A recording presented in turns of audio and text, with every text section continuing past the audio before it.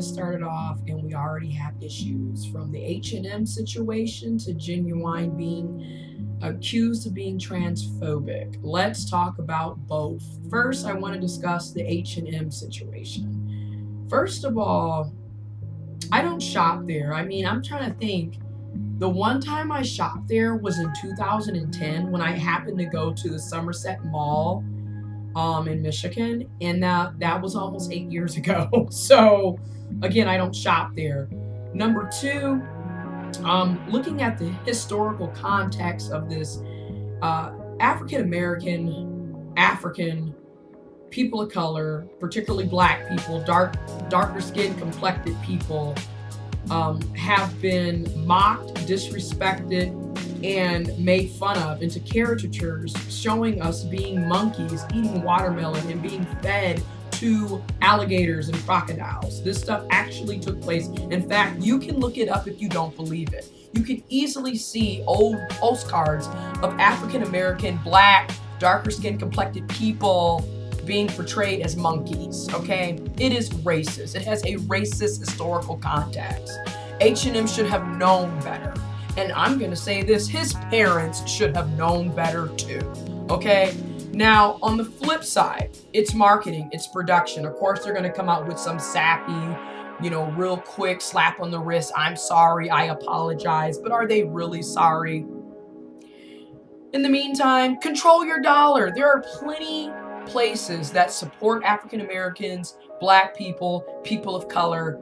So control your dollar. Stop shopping at H&M. Stop supporting companies and businesses that disrespect you, who are racist, who are against you, and don't support you. Control your dollar. No, let's get to Ginuwine. Ginuwine is being accused of being transphobic because he didn't allow a woman who happens to be trans kiss him, and he also stated that he wouldn't date her or someone who was trans. Now, this is what you call a thin line between preference and bigotry and prejudice, Disclaimer, I pass as cisgendered. I'm cisgendered, even though I view myself as being genderqueer, gender fluid. But I totally understand my privilege and the privilege that I have. However, again, touchy issue. There is a thin line between bigotry, prejudice, and preference. I think realistically, you cannot force people to like you or want you. And let's be honest, let's play devil's advocate for a minute. If he was to force her into kissing him, that would be considered sexual assault. So technically what she did was sexual assault. You don't forcefully try to physically touch, kiss a person when they don't want it, and they've made it clear that they don't want it. So if we're really going to be fair here, that was sexual assault, that was sexual harassment, that was unnecessary. Now, is he closed-minded and bigoted? Maybe. However, he has a right to a preference. He doesn't have to date you if you're trans, if you're cisgendered. If he's not attracted to you and he doesn't want to date you, that's his right. Okay?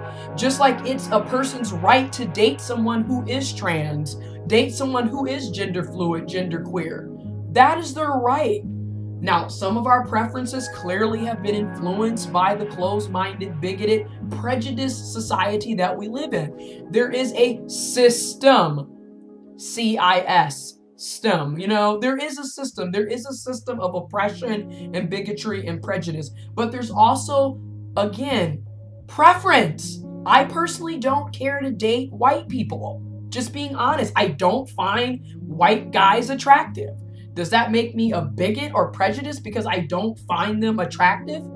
So, I mean, it really makes you think about stuff. Like, we can't, in my opinion, and this is why I go back and forth with social justice work, right? Because I enjoy helping others, giving back, equality, equity, breaking down the system and systemic issues of oppression. However, I really think we have to be careful and mindful of what we're saying and what we're doing.